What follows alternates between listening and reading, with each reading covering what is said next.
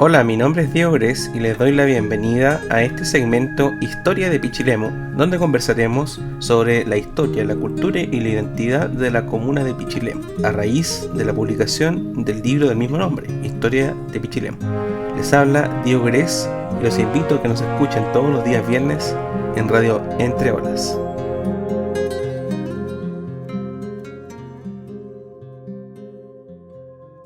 Lluvia por allá, Diego Gres Cañete, ¿cómo está usted? Buenos días. Hola, Limita, ¿cómo está? No llovió por acá. De hecho, ayer había solcito. No, aquí tuvimos lluvia, una llovizna antes de ayer. A ver, hoy día es sábado, el jueves por la tarde-noche, y se puso helada la cosa.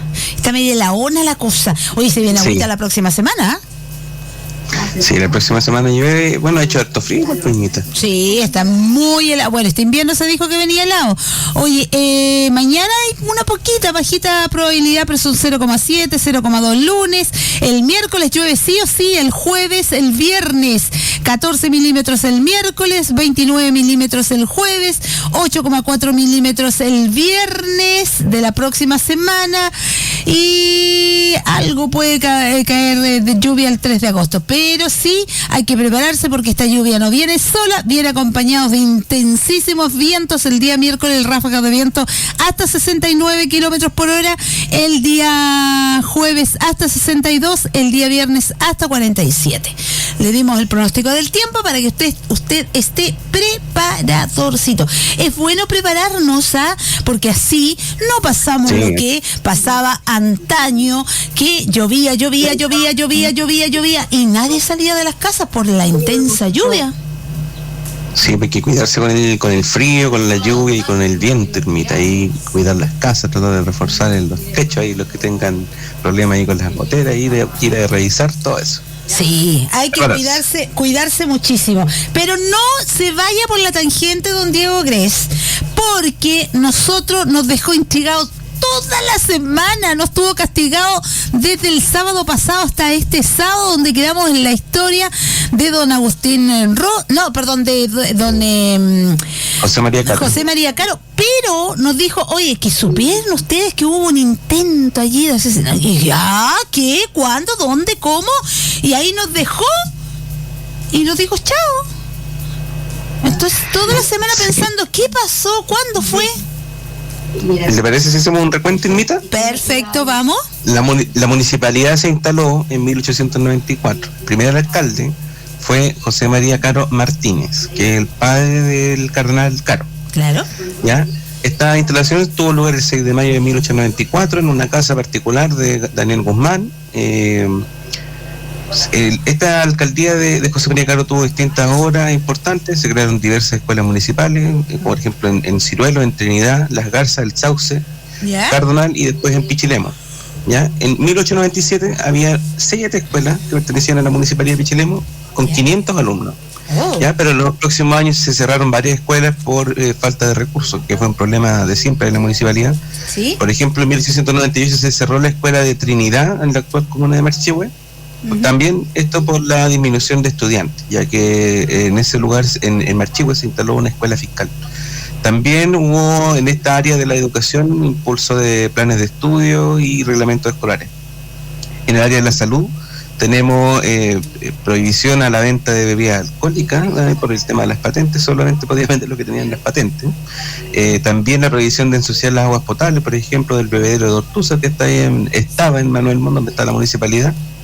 Se creó la policía local, con dotaciones que cada año se trataban de ampliar, a pesar de la falta de los recursos para combatir la delincuencia, y se realizaron diversas obras, como la compra y habilitación de caminos, como el camino hacia Arcones, mejorar el sistema de agua potable en Pichilemu y Ciruelo, que era bastante eficiente, construcción del primer puente negro, que tuvo diversos problemas, alcantarillas, terraplenes. También se instaló un estanque de agua en la casa del secretario municipal, y en 1912 fijaron los límites urbanos de Pichilemu por primera vez. ¿Ya? Pero la municipalidad tuvo distintos problemas que enfrentó ahí el alcalde Caro Martínez, como la falta de fondos municipales, porque el Estado no le entregaba los recursos que correspondían por ley. Hubo diversas limitaciones presupuestarias que afectaron a la escuela, a la policía, y en 1903 se dio la situación de que se separó la subdelegación de Peña Blanca para conformar la nueva comuna de Marchihue, o Peña Blanca como se denominaba legalmente.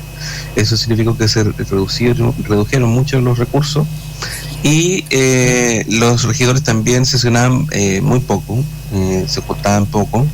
Y todas estas sesiones tenían lugar en lugares distintos. Esto porque la municipalidad no tenía un local, digamos, como conocemos ahora, un edificio municipal, sino que sesionaban en casa, incluso en la misma casa del secretario. Otro punto importante de la alcaldía de Caro Martínez fue que tuvo lugar el primer caso documentado de corrupción municipal, en que el secretario y tesorero Albino Pulgar se apropió de fondos municipales con complicidad del alcalde Caro. Esto se conoció producto de una investigación de la tesorería en 1903, que detectó irregularidades y se recomendó también un mayor control de la administración municipal. Hablamos también de la tensión ahí con la subdelegación de Peña Blanca, que querían crear una comuna separada o cambiar la cabecera comunal a Marchihue. Se criticaba la falta de atención municipal a los sectores rurales alejados y finalmente en 1902 se creó la comuna de Peña Blanca. Eso sería un resumen bien escueto de la alcaldía de Caro Martínez. Oiga, la administración de Caro Martínez tenía durante 4 periodos tuvo.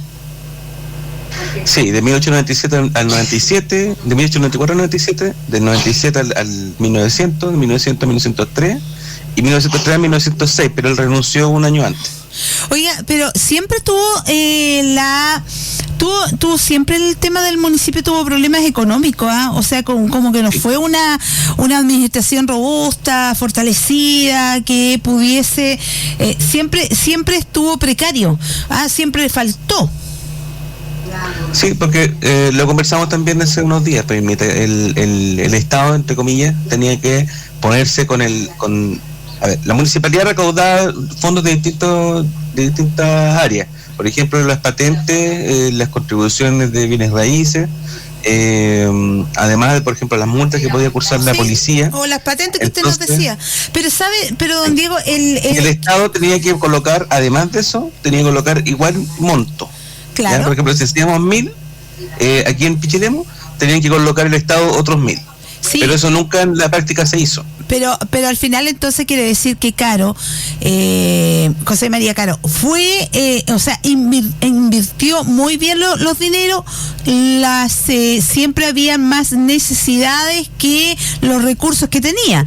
O sea, me refiero a que cada recurso se invertía, pero era tanto la necesidad que nunca alcanzaba. Sí, así es, Imita. Lo que pasa es que con lo que lograba hacer la municipalidad se hacían prácticamente malabares, porque teníamos por una parte esta área de la policía municipal, ¿sí?, que tenía que abarcar un territorio muy, muy grande, uh-huh, y además no daban los recursos, porque teníamos, no sé, unos 10 soldados, no recuerdo el número, 10. Pero teníamos que cubrir Marchihue, Piuchén, Trinidad, Cardonal y todos estos sectores que son tan alejados, y además mantener ciertos cuarteles donde además se conservaban ahí a los presos, que había mucho bandolerismo, especialmente se robaban ahí los el animales. Terminó, oiga, Caro, José María Caro, ¿fue el que terminó con las carreras que habían de caballos ahí en el centro? No, eso no se terminó ahí, o sea, lo dejaron escrito en el reglamento y que querían prohibirlo, pero al final se siguió haciendo. Ya, hacer muy obediente. Muchas cosas siguieron haciéndose. Por ejemplo, lo de mandar a los animales a que tomaran agüita ahí en el bebedero, donde todos después iban a buscar el agua.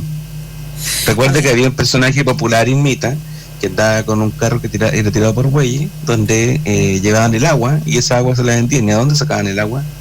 Sí. Más alguna vez llegaba la agüita con sapo. Claro. Oiga, don Diego, ya pues sáquenos de las dudas, pues nos estuvo toda una semana. ¿Qué pasó? ¿Qué continúa ahí que nos dejó entregados?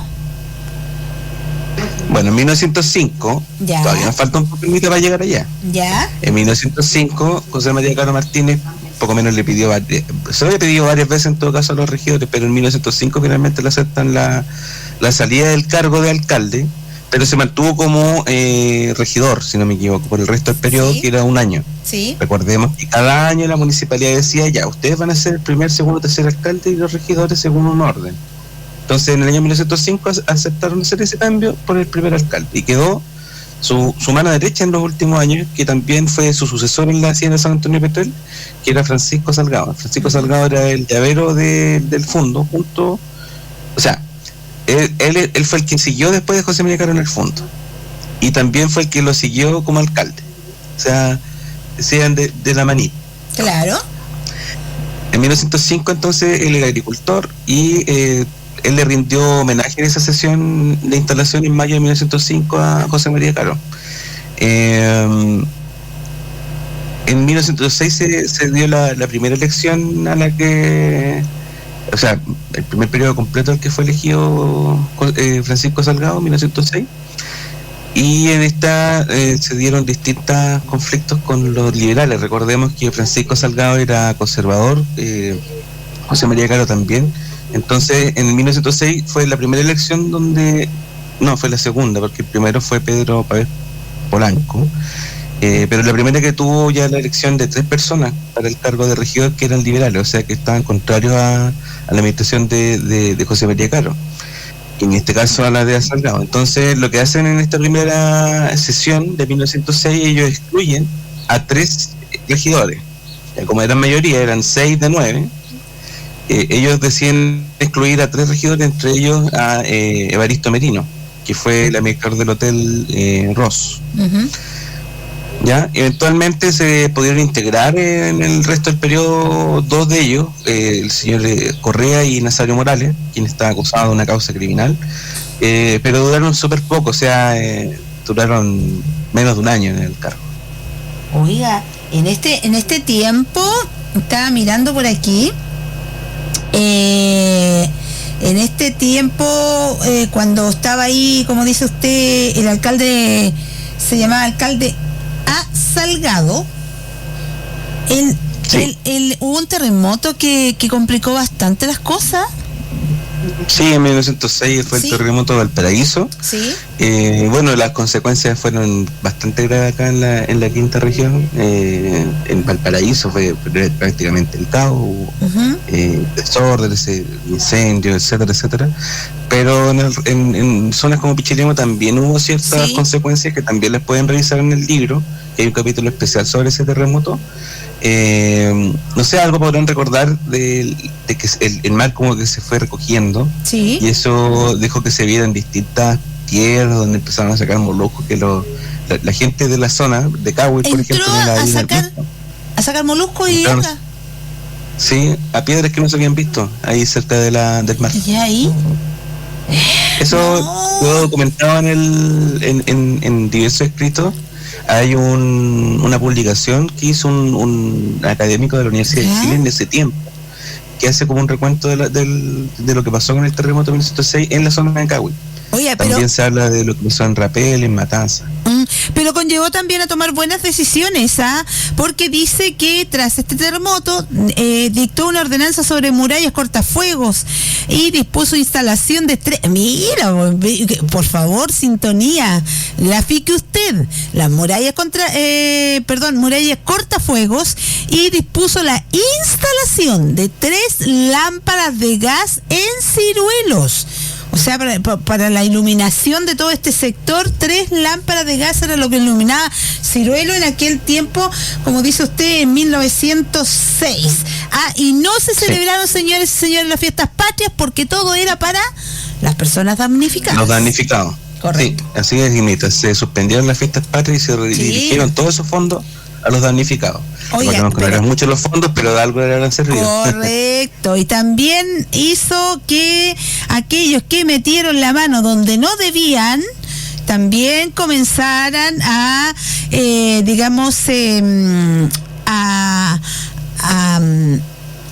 pagar las consecuencias de aquello. Sí, así es. Recordemos el caso de Elviro Pulgar, por el secretario y tesorero. Correcto. Se iniciaron los juicios por corrupción, que el municipio primero lo declara deudor de 3.000 pesos, eso era una pequeña fortuna en ese tiempo. Claro. Pero él vendió todos sus bienes, o sea, no tenía ninguna propiedad. Ya, entonces la municipalidad entró con una cantidad y salió pobre. Claro, o sea, él lo que hizo fue vender sus propiedades para así decir no tengo nada. No, me está muy bien. Entonces, la municipalidad... Oye, ¿cuánto dijo 1906? No hemos cambiado nada mucho, ¿ya ahí? No, esto fue antes, fue en 1903. Sí, no ha cambiado mucho con el tiempo, lamentablemente. ¿Y ahí? Resulta que la gente que ejercía cargos de tesorero tenía que rendir una fianza. Entonces la municipalidad tenía, en este caso Pulgar tenía como fiador a José Santos Arraño, que es el padre de José Arraño Acevedo, el escritor de aquí de Pichilemu. Y él se le intentó cobrar esta deuda, pero en 1907 Albino Pulgar falleció y la sucesión de él no tampoco se hizo ningún arreglo con el municipio. Así que finalmente en 1908 la municipalidad decide desistirse del juicio contra los herederos. O sea, esos 3.200 pesos se fueron para Pepe y chao. No aparecieron nunca, ya. ¿Y en qué continuamos entonces? Vamos cerca del episodio que queremos conocer. Sí, mire, el último punto que me gustaría destacar de esta primera alcaldía, porque fue alcalde de 2 periodos, en otro periodo también, el señor Salgado, se aprobó en 1908 el plano de la población Ortúzar. ¿Ya? Eso yo creo que es un punto bastante importante que lo podemos incluso ver hoy en día, todo aquello. 1908, imagínate que podemos vivirlo hoy, caminar, bueno, no estaba obviamente en las mismas condiciones, pero poder imaginarnos lo que ocurrió en 1908, o sea, es realmente fabuloso. Yo siempre he dicho, fabuloso caminar por la historia, tener esa oportunidad de ver vestigios o ver cómo se fue formando una comuna que en la nuestra el otro día, mira, caminando por, andando por Infiernillo, me decía, oye, aquí qué enredado, me decía una persona, enredado aquí en las calles. Decía, claro, pues se fue formando, que usted nos indicaba que se fue formando de a poco, se pusieron una casa aquí, otra por acá, y después tuvieron que hacer las calles y todo quedó, no en esos cuadrados que estamos acostumbrados a ver las cuadras ahí, sino que hay triángulos, cuadrados, etcétera, más corto, más largo. Un pequeño desorden ahí, ¿ah? Sí, no, eso, bueno, hablamos también eso antes, Imita, que Pichilemu no fue como una ciudad fundada, digamos, por ejemplo, como San Fernando, como Quillota, como San Felipe, porque las ciudades, y esto lo pueden corroborar ahí con los arquitectos que estudian también esto cuando estudian su carrera, obviamente. Hay ciudades que se forman espontáneamente, y ese es el caso de Pichilemu, que fue de a poquito fue formándose, pero no con un orden determinado. Pero por ejemplo, las ciudades que les mencionaba, San Fernando, Quillota, parten a partir de una plaza, y alrededor de esa plaza se organizan lo que eran los servicios públicos, la cárcel, incluso en el caso de Curicó, está justamente frente de la plaza, y alrededor de eso se va generando la ciudad. Pero en el caso de Pichilemu fue un crecimiento desordenado porque no fue fundado nunca como pueblo, como ciudad. Ya surgió.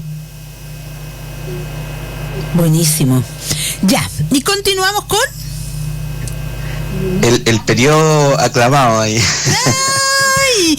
Ya estamos llegando, señoras y señores, pero ¿cómo ocurrían esas cosas en Pichilemu, por favor? Parece que cuando no llegamos a ciertos acuerdos las cosas se arreglan de otra forma. Bueno, Ermita, fue un periodo bastante convulso y lamentablemente los documentos que existen son bastante pocos, y hubo que tener cierta creatividad, buscar en periódicos para reconstruir lo que fue este periodo municipal de 1909 a 1912. O sea, usted podrá hacer cierta memoria de los periodos recientes ahí de que los alcaldes, tuvimos 12 alcaldes, en este periodo fue algo parecido, pero en otra época. Ya, incluso con amenazas de muerte y con atentados. Resulta que también lo adelantaba hace poco, cada vez en Pichilemu fueron tomando presencia los militantes del Partido Liberal. Haciéndole ahí la guerra, entre comillas, guerra política, no guerra de material, a los conservadores, que fueron los que tuvieron el control del municipio durante los primeros 15 años. Entonces, para 1906 ya sabemos que, por ejemplo, se excluyeron 3 personas con motivos bastante poco claros o cuestionables, y en 1909 esta situación quería repetirse, ¿ya? Pero en 1909 se desempeñaba como subdelegado de Cahuil, como se llamaba la subdelegación, Evaristo Merino, también el regidor electo del periodo anterior, por la mayoría conservadora que se ha excluido. Entonces, él presidió la junta preparatoria. Resulta que después de la elección, que se llevaba a cabo en marzo, se realizaba una junta preparatoria donde se calificaban los poderes de los regidores electos. Esto significaba que se les proclamaba como regidores electos o municipales electos. ¿Ya? En esta sesión asistieron 10 personas, ¿ya? Francisco Javier Salgado, Manuel Espillaga, Julio Regada, Eugenio Acevedo, José Santos Becerra, Juan Francisco Bozo, Francisco Adriano Caro, Sabino Piña del Pino, Jorge Vicuña y Carlos Sala, ¿ya? Y en esta sesión Merino dijo: solo voy a aceptar los poderes de los candidatos proclamados en San Fernando, ¿ya? Porque tenían que llegar todos estos documentos a San Fernando, donde había una junta que era del Tribunal de San Fernando, donde decía: ya, estos son los regidores que se habían elegido en esta comuna. ¿Cómo qué en la actualidad eso? Como el Tribunal Electoral Regional. Ya. Pero en este caso de la provincia de Colchagua. Ya. ¿Ya? Y en este caso el entonces alcalde Francisco Salgado dijo que la Junta del Departamento de San Fernando no había escrutado las mesas de Cocauquén, que para que nos imaginemos, Cocauquén es básicamente lo que es Las Garzas, Pailimo, Cardonal. ¿Ya? Y él dice en el acta: lo que viene a falsear por completo la elección de municipales en la comuna, ya que los cómputos que arrojan las actas originales de los registros dan mayoría al que habla y a 6 correligionarios. O sea, él quería asegurarse con 7 de los 9 puestos del municipio. ¿Ya? Entonces, ¿en qué año fue ahí, eso? 1909. De ahí empezaba con problemas, ya. Entonces, estos se enojaron, pues, o sea, los conservadores se enojaron, claro. Y se fueron, los 7, se fueron a otro lugar a sesionar. Hicieron otra sesión, un acta paralela, y se reunieron entonces en el cuartel de policía. Recordemos que él era el alcalde, entonces él disponía de los locales públicos. Correcto. Y allí estos regidores electos, porque todavía no estaban asumiendo, eligieron a Salgado y Bozo como presidente de la Junta Preparatoria. Recordándonos, la Junta Preparatoria era la que decía quién eran los regidores electos. ¿Ya? Y ellos ahí denunciaron el verdadero atropello del subdelegado Evaristo Merino, que, llamado únicamente a presidir la sesión, tomó parte tan activa en el debate, manifestando que no quedarían en la sala solo aquellas personas que traían poderes como el que tenía él en sus manos, poderes que no eran otros que los falseados por la Junta Escrutadora en el Colegio Departamental de San Fernando, y por consiguiente eran ilegales e inaceptables. O sea, de ahí empezamos con todas estas cosas medias turbias, truculentas y todo lo demás. ¿Ya? Sí. O sea... Ya, pero los liberales se mantuvieron donde estaban sesionando, que era en la sala del municipio. ¿Sí? Y ellos ahí leyeron una reclamación de Justo Pastor Pérez. Ya, él era un agricultor de San Antonio Petrel. Obviamente era alguien que mandaba el mismo Francisco Javier Salgado. O sea, no hay ni que imaginarse, o sea, era así. Él presenta esta reclamación con el propósito de sacar del camino a los liberales. Correcto. ¿Ya? Tenemos entonces el periódico La Provincia de San Fernando, que dice textualmente: en Pichilemu han perdido los conservadores la supremacía que mantenían desde la vigencia de la ley de comuna autónoma. Han pretendido constituir un municipio con 4 municipales legalmente elegidos y con 3 ciudadanos que fueron candidatos y resultaron derrotados. Han hecho caso omiso del resultado de las urnas y del fallo del colegio departamental, y finalmente han pretendido constituirse a perpetuidad en dioses y señores de los destinos de la comuna. Ahora la mayoría municipal de aquella comuna es liberal y el subdelegado está en su deber al garantizar el libre y tranquilo funcionamiento. Eso fue en marzo de 1909. Pero teníamos que llegar a la sesión de instalación todavía. Sí. La sesión de instalación tuvo lugar el 2 de mayo de 1909. Ajá. Y se realizaron 2 sesiones paralelas. ¿Ya? O sea, hubo 2 municipalidades de Pichilemu. Pichilemu con 2 municipalidades, claro, por la legal y la ilegal, informal, formal. Claro. Pero los ilegales creían que ellos eran los legales. Pero eso no debe extrañar, po. Si eso lo vemos todos los días aquí. Francisco Salgado era entonces el alcalde, y él se quedó con todos los fondos de la municipalidad hasta entonces. O sea, el secretario tesorero, que era Víctor Beltrán, después este tipo salió arrancando con los recursos públicos, también se le perdió el rastro, pero eso pasó después. Entonces, la municipalidad legal que se confirmó después designó como primer alcalde a Carlos Ignacio Sala. ¿Ya? Y los regidores fueron Manuel Espillaga, Julio Regada, Jorge Vicuña y Sabino Piña. ¿Ya? Y estos decidieron excluir, porque así lo permitía la ley, excluyeron a 2 regidores electos que fueron Francisco Salgado y Desiderio Arraño, que era el que tenía un local, un almacén en Ciruelo. ¿Ya? Aspillaga y Arregada fueron nombrados segundo y tercer alcalde, y así quedó el primer año de gestión de la municipalidad definitiva y legal. Pero los conservadores en su ilegítima sesión de instalación leyeron 2 solicitudes de Justo Pastor Pérez, que ya sabemos era el mandado por Francisco Salgado. Sí. Ahí él pedía que se declarara que Manuel Espillaga, Jorge Vicuña y Sabino Piña no eran municipales electos, y también pidió que se excluyera a Carlos Sala, el primer alcalde, el nombrado legalmente, por infracción a la ley de reclutas y reemplazo, o sea, prácticamente que no había hecho servicio militar. Ya.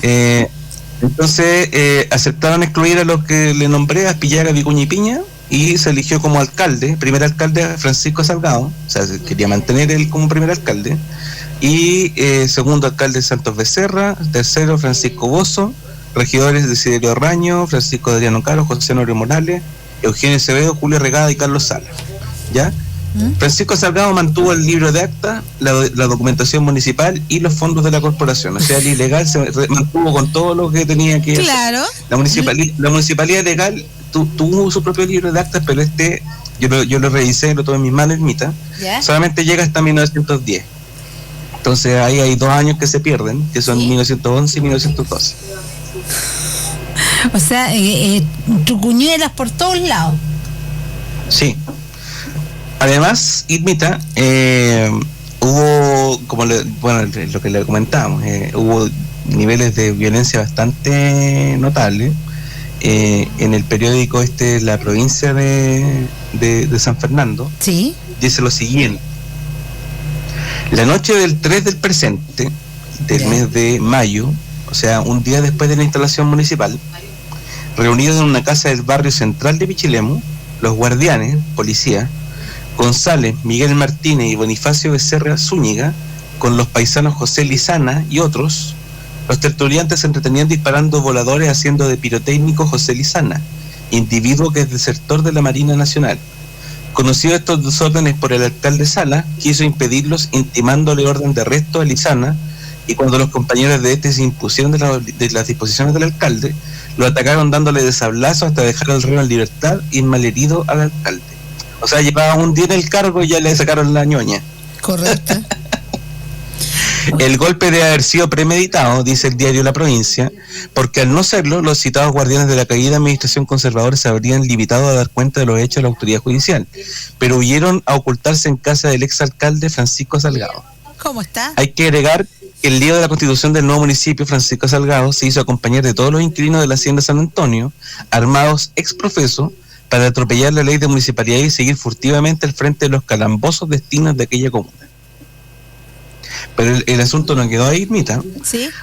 Justo Pérez, el señor del fondo mandado para Salgado, llegó hasta Santiago a reclamar del tema de la municipalidad que había sido ilegalmente instalada, pero él decía que los otros eran los ilegales. Entonces reclamó este reclamo llegó hasta la Corte Suprema. Y en la Corte Suprema finalmente decidieron en noviembre de 1909 que la reclamación no se presentó dentro del plazo legal y se disolvió de pleno derecho la municipalidad que se constituyó ilegalmente, que encabezó Francisco Salgado. Ay, pues no sé por qué usted está contando parte de la historia y no sé si estoy viviendo como que usted me estuviera contando algo actualizado. Sí. Así que volvió con la cola entre las piernas Salgado. Tuvo que volver ahí a pedirle que lo integraran al municipio el señor Salas, que ellos querían sacar a como del lugar. ¿Ya? Y él quedó como primer alcalde, Carlos Ignacio Salas quedó como primer alcalde durante todo el periodo, aunque hay algunas fuentes que nombran también como primer alcalde a Manuel Espillaga. Manuel Espillaga era el propietario del fondo Tanumé Irmita. Sí. Y él era pintor y tenía distintas obras que se pueden encontrar algunas de ellas en internet. Recordemos que en Tanumé él fue el que impulsó también la construcción de esta mansión que se incendió a fines de los 80, la mansión con la esfinge. Ah, ya, perfecto, sí. Qué maravilloso. Qué maravilloso, sin duda alguna. Y son realmente fabulosas, hermosísima toda esa zona. Qué pena que se haya perdido gran parte de aquello. Oye, Diego, por Dios, o sea, comenzamos con yo creo que por ahí comenzamos ya con problemas de dime y direte, sí. Que conllevaba que desde ahí comenzamos con que el poder era de sí o sí era importante, y con un tema ya no existían parámetros para poder llegar a él.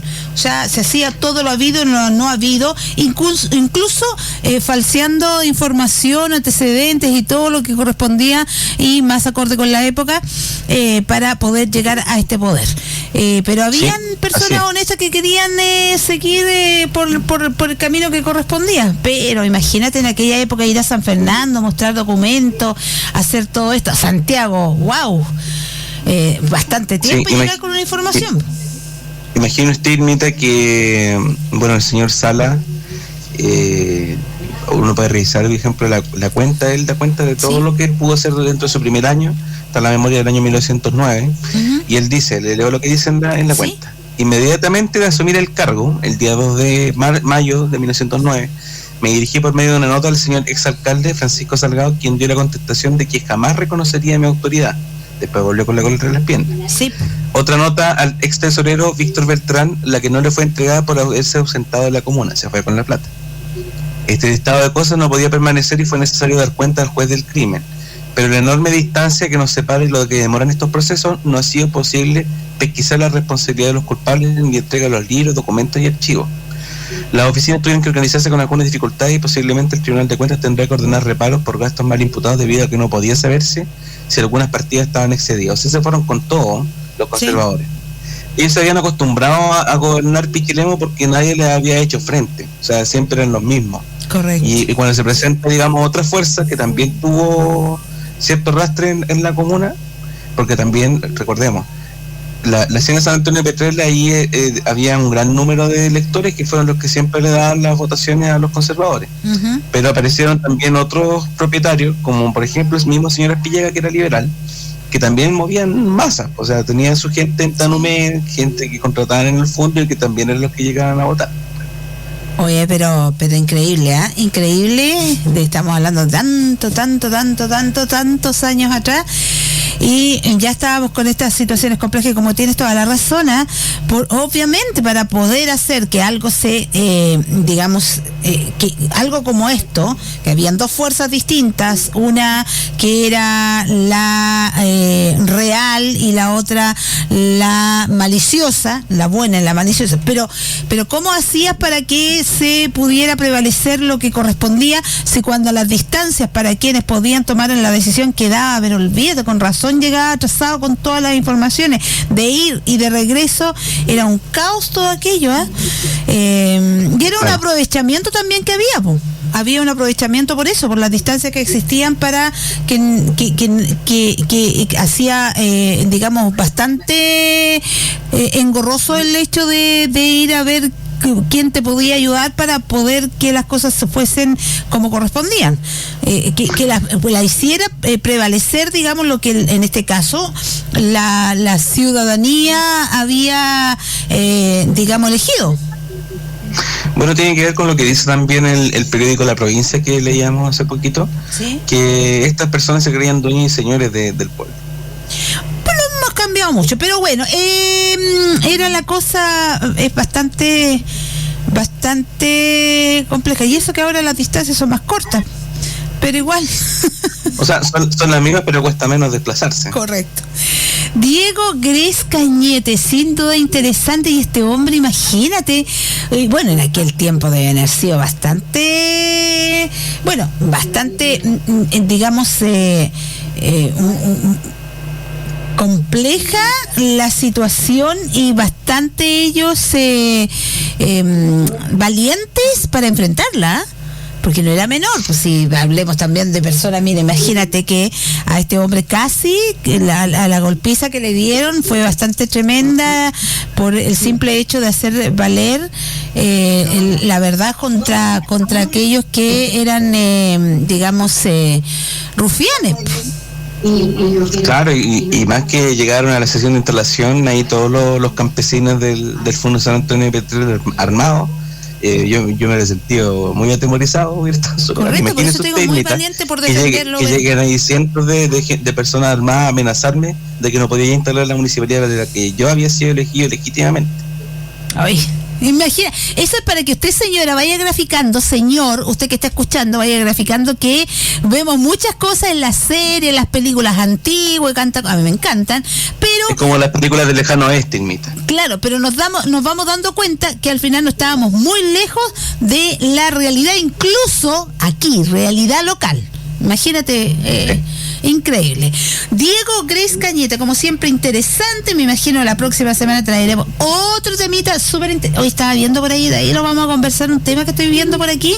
A ver si lo podemos tocar la próxima semana, porque vamos a traer una surprise con algo de la historia también, que sin duda vamos a dar una pincelada, porque estamos con este tema municipal, pero vamos a dar una pincelada también en esto otro que está muy entretenido. Y para usted también va a ser muy entretenido, téngalo de seguro. Diego, que tengas un excelente fin de semana y semana buenísima. No sé si lo irá a pillar el agüita por ahí, pero si llega el agüita es bendición también, si necesitamos agüita. Sí, de todas formas, bueno, muchas gracias, Emilia, como siempre, por el espacio, y un saludo a la gente que nos ha escuchado, que ojalá se incentiven por conocer la historia local, que para mí es una pasión, y espero también de cierta forma transmitirle eso. Sí, para todos tiene que ser una pasión, tenemos que conocer, porque volvemos a reiterar cómo es la frase que siempre decimos: sin pasado no hay futuro. No hay futuro, ni presente. No hay presente ni futuro. Sin pasado no hay presente ni futuro. Si no sabemos de dónde venimos, cómo nos formamos, tantas cosas que ocurrieron en el pasado, difícil que podamos sobrellevar o llevar el presente hacia el futuro. Gracias, Diego, que estés muy bien. Sí, Mita, antes de terminar, ¿sí? No sé decir dónde pueden encontrar el libro. Perfecto, disculpa, dime nomás. El libro Historias de Pichilemu de Diego Grace, que trae una maravillosa y extraordinaria fotografía de la casa de José María Caro, el primer cardenal de Chile, o sea, del abuelo del primer cardenal de Chile. Dime. Claro, este libro lo pueden encontrar en los kioscos ahí del centro de Pichilemu, los kioscos de Don Pedro Huerta y de Huitoño ahí en Ortuza, ¿sí? Y de Daniel Pinto. ¿Sí? También está en la librería que leo, está en Cahuil, en la tienda Gaviota Home, y por cierto que lo pueden encontrar también por internet ahí, que llega directamente a sus casas, en Busca Libre y en Mercado Libre. Lo busco por el nombre, solamente por el nombre Historia de Pichilemu, lo googleo y ahí me aparece. Historia de Pichilemu. Sí, Historia de Pichilemu, y ahí lo googleas y sale inmediatamente donde lo puedes adquirir, pones todos los datos, la cancelación y todo, y te llega a tu casa. No tienes que moverte. Correcto. De la casita ahí, para que en este invierno frío y con lluvia que se viene, no hay nada mejor que estar al lado allí de la estufita, calientito, leyendo el libro, qué mejor. Y conociendo, por supuesto, nuestro pasado, que tiene bastantes capítulos ahí escabrosos que estamos conociendo en claro, cada día sábado. Gracias. Ya está un pasado no tan lejano, Mita, si llega hasta diciembre del año recién pasado. No se lo diga mucho, que si yo me río es porque como vamos a tener que decir al final toda, ¿cuánto es? Similitud con el presente es mera coincidencia. Ya, vámonos, Diego, no hablemos más. Ya, pues, un abrazo. Chao. Hemos llegado al final de este episodio de Historia de Pichilemu. Gracias por acompañarme en este viaje por nuestro pasado, descubriendo juntos los acontecimientos y personajes que han marcado nuestra comuna. Nos reencontramos el próximo viernes en Radio Entre Olas para seguir explorando la historia de Pichilemu. No se lo pierdan. Soy Diego Grace y los dejo con la invitación a seguir conociendo y valorando nuestras raíces. Hasta la próxima.